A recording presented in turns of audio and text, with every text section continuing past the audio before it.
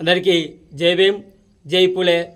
మరి బహుజన ప్రజలు ఒక్కసారి చెప్పే విషయం ఆలోచించాలి. ఈడబ్ల్యూఎస్ రిజర్వేషన్ గురించి చెప్పాలనుకుంటాను. ఇవాళ ఈడబ్ల్యూఎస్ రిజర్వేషన్ గురించి మన కామారెడ్డిలో గెలిచినటువంటి బీజేపీ పార్టీ ఎమ్మెల్యే వెంకటరమణారెడ్డి బాగా గొప్పగా చెప్పుకుంటాడు. అటు రేవంత్ రెడ్డి ఇటు కేసీఆర్ దొరవరించిందని చెప్పుకుంటాడు. నేనే గెలిచినంటాను. కానీ బహుజన ప్రజలు ఆలోచించాలి.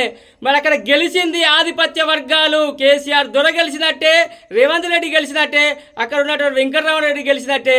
ఓడిపోయింది 100% ఉన్నటువంటి బహుజన ప్రజలు అనేది మనం ఆలోచించుకోవాలి. ఇలా ఈడబ్ల్యూఎస్ రిజర్వేషన్ను ఎంబీబీఎస్ సీట్లలో, మరి అదేవిధంగా ఉన్నతస్థాయి ఉద్యోగాలల్లో, మరి విద్యార్థి సీట్లలో కూడా అమలు చేయాలని వెంకటరమణారెడ్డి అని బీజేపీ ఎమ్మెల్యే అక్కడ హైకోర్టులో కేసు వేయడం జరిగింది.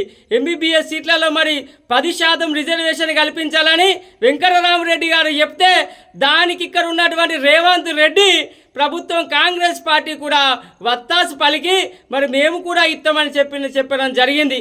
మరి ఇక్కడ ఎవరికి అన్యాయం జరుగుతుంది అనేది బీసీ ప్రజలు ఆలోచించాలి.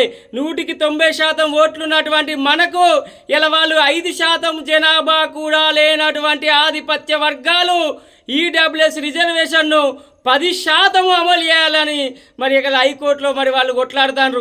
మన ఓట్లతోని గెలిచి 90% ఓట్లు ఉన్నటువంటి మన ఓట్లతోని గెలిచి అక్కడ ఉన్నటువంటి రేవంత్ రెడ్డి, మరి అదేవిధంగా వెంకటరమణారెడ్డి అనే బీజేపీ పార్టీ ఎమ్మెల్యే, ఇక్కడ కాంగ్రెస్ పార్టీ ముఖ్యమంత్రి మరి బీసీలకు ఎస్సీలకు నష్టం జరిపి మరి 10% జనాభా లేనటువంటి ఓసీలకు ఈడబ్ల్యూఎస్ రిజర్వేషన్ ద్వారా మరి ఉన్నత స్థాయి ఉద్యోగాలల్లో, అదేవిధంగా కాలేజీ మరి విద్యా సంస్థలల్లో సీట్లు రావాలని మరి అక్కడ వాళ్ళు కొట్లాడి అమలు చేస్తాను అంటారు. మరి ఎవరికి నష్టం జరుగుతుంది?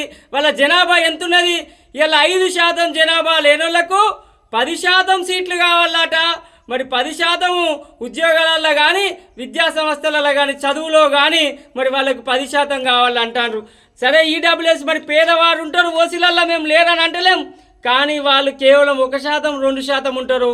ఆ 1%, 2% మరి ఇవ్వాలి. కానీ మరి 5% జనాభా లేని వాళ్ళకు 10% రిజర్వేషన్ ఎట్లిస్తారని మేము దీన్ని తీవ్రంగా ఖండిస్తూ వ్యతిరేకిస్తున్నాం.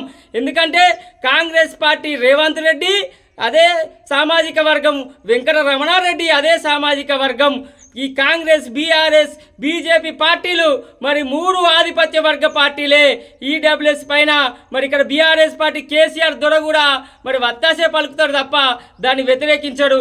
ఎందుకంటే ఈ 5% జనాభా లేనటువంటి సామాజిక వర్గాలకే ఇక్కడ 10% రిజర్వేషన్ వస్తుందంటే ఈ 3 పార్టీల నాయకులు ఒకటే కాబట్టి వాళ్ళ సామాజిక వర్గాలకు న్యాయం జరిగే విధంగానే చేసుకుంటారు. మన బహుజన ప్రజలు ఆలోచన చేయాలి.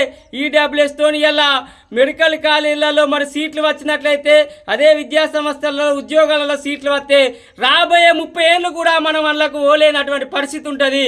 మన ఓపెన్ కేటగిరీలో మరి ఇలా వాళ్ళు ఓపెన్ కేటగిరీలో పోటీ పడుతూనే 5% జనాభా లేని వాళ్ళకు 10% వస్తానే అంటే ఆలోచించుకోరు. ఇలా 5 జనాభా లేని వాళ్ళకు 10 రొట్టెలు తింటారు 100 రొట్టెలల్లా. మరి 10 రొట్టెలు అంటే ఎవరికి ఎక్కువ పోతున్నాయి మనం ఆలోచించాలి. ఇలా బీసీలకు 25% ఇస్తారు. బీసీల జనాభా ఎంత ఉన్నది? దాదాపు 50% పైగా ఉన్నది.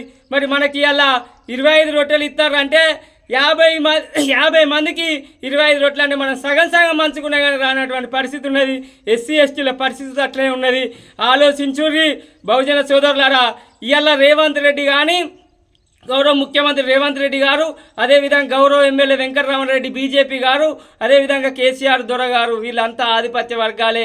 ఈడబ్ల్యూఎస్ రిజర్వేషన్ అనేది మనల్ని మోసం చేయడానికే వచ్చింది. కాబట్టి రాబోయే స్థానిక సంస్థ ఎన్నికలలో వీళ్ళందరినీ ఆధిపత్య వర్గాలందరినీ చిత్తుగా ఓడించి ఎస్సీ ఎస్టీ బీసీ మైనార్టీలే గెలవాలి. 190 ఓట్లు మననే ఉన్నాయని తెలియజేసుకుంటూ ఈడబ్ల్యూఎస్ రిజర్వేషన్ను హైకోర్టులో దాఖలు వేసినటువంటి మరి వెంకటరమణారెడ్డి గారి, అదేవిధంగా కాంగ్రెస్ పార్టీ మరి ముఖ్యమంత్రి గవర్నర్ రేవంత్ రెడ్డి గారు మరి మనల్ని అందరినీ మోసం చేస్తారని తెలియజేసుకుంటూ జై భీమ్, జై పులే, జై భారత్.